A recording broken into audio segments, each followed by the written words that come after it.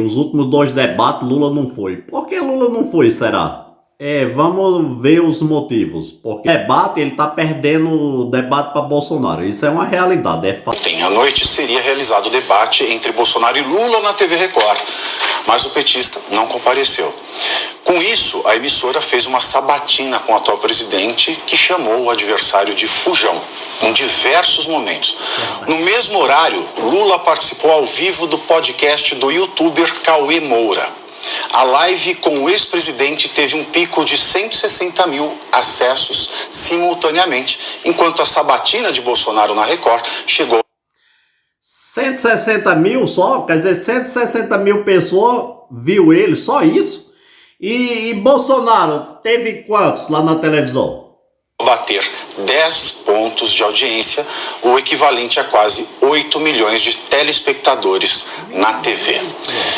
Deise, 50 vezes mais. Que estratégia pode estar oculta para essa negativa para o debate do presidente Lula? Se ele vai debater na Globo, o que se espera, o que aconteceu no SBT e na Record? Você acha que isso foi um acerto, um erro?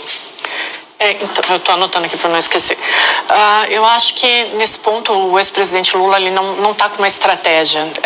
É fato, em todas as aparições midiáticas do ex-presidente Lula, que ele teve problemas. Então eu vou lembrar só de alguns casos aqui. Por exemplo, no Jornal Nacional, ele está com um problema de voz, né? Eu não estou fazendo nenhum julgamento aqui, mas é nítido que o ex-presidente Lula tem perdido a voz em todas as manifestações midiáticas que têm ocorrido.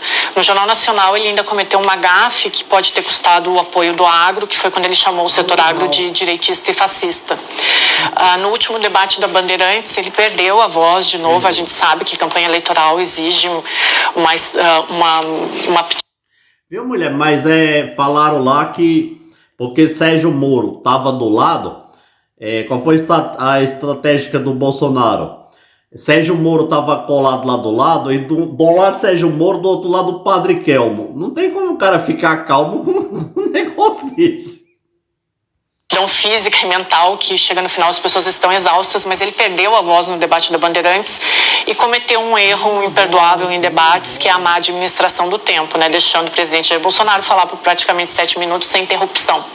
Então é consenso, eu acredito que a campanha dele tenha percebido isso, que ele não tem ido bem nessas exposições midiáticas. Fora também todo o processo de que quando eles ficam frente a frente, normalmente eles ficam nervosos, né? Sem contar que naquela hora que tava lá no debate, ele ficou nervoso com o Bolsonaro, e Sérgio Moro e o Padre Kelmo, ele foi lá para trás beber uma cachaçinha.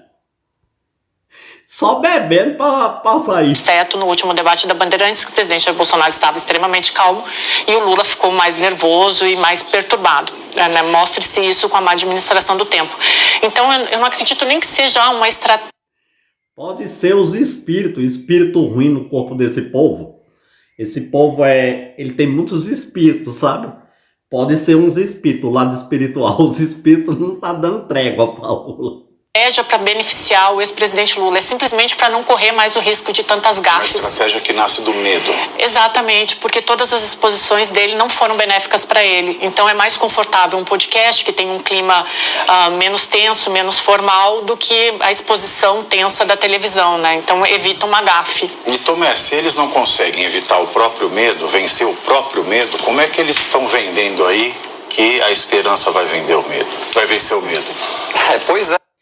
Eu acredito que quando ele vê Sérgio Moro, a pessoa lembra de toda a história do passado, né?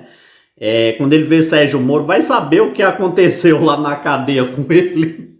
Quando ele vê Sérgio Moro, ele se apavora. Na mente dele volta todas aquelas imagens e ele imagina Sérgio Moro, se ele perder a eleição mais na frente, Sérgio Moro prendendo ele de novo outra vez. Ele deve ficar apavorado mesmo, gente. Ele tem os motivos dele. Pois é uma pergunta que está todo brasileiro se fazendo hoje. O ex-presidente Lula, ele é muito raso em argumentos, porque quando você começa perguntas que falam do Brasil, né, do passado, das duas gestões do governo Dilma, do PT, não tem o que se falar. Todo mundo sabe o que aconteceu com o Brasil, Pavinato. É muito claro, o Brasil foi entregue com mais de 14 milhões de desempregados, as nossas estatais foram todas assaltadas, as pessoas que eram mais simples, que melhoraram de vida, foram enganadas, se utilizaram da simplicidade, da pureza do povo brasileiro para poder assaltar o Brasil. Essa é a grande realidade. Não sou eu, Tomé, que estou dizendo não.